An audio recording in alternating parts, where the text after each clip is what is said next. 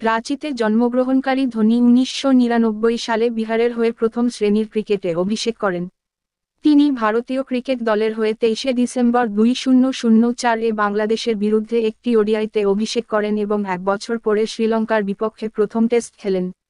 ২০০৭ সালে ২০০৮ সালের মধ্যে সব ফরম্যাটে দায়িত্ব নেওয়ার আগে তিনি ওডিআই দলের অধিনায়ক হন।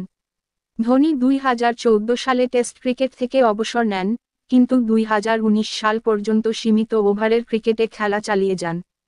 তিনি ১০,০০০+ রান সহ আন্তর্জাতিক ক্রিকেটে ১৭,২৬৬ রান করেছেন। ওডিআইতে গড়ে ৫০-এর বেশি। ধোনি আইপিএলে চেন্নাই সুপার কিংসের হয়ে খেলেন, ১০ বার তাদের ফাইনালে নিয়ে যান এবং ৫ বার জিতেছেন: ২০১০, ২০১১, ২০১৮, ২০২১ এবং ২০২৩।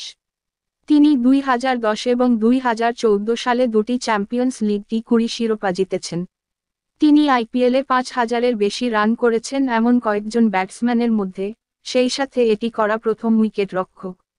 ২০০৮ সালে ধোনি ভারত সরকার কর্তৃক ভারতের সর্বোচ্চ ক্রীড়া সম্মান মেজর ধ্যানচাঁদ খেলরত্ন পুরস্কারে ভূষিত হন। তিনি ২০০৯ সালে চতুর্থ সর্বোচ্চ বেসামরিক পুরস্কার পদ্মশ্রী এবং ২০১৮ সালে তৃতীয় সর্বোচ্চ বেসামরিক পুরস্কার পদ্মভূষণ পেয়েছিলেন। ধোনি ভারতীয় টেরিটোরিয়াল আর্মির প্যারাসুট রেজিমেন্টে লেফটেন্যান্ট কর্নেলের সম্মানসূচক পদ ধারণ করেন, যা ২০১১ সালে ভারতীয় সেনাবাহিনী তাকে উপহার দিয়েছিল। বিশ্বের অন্যতম জনপ্রিয় ক্রিকেটার তিনি।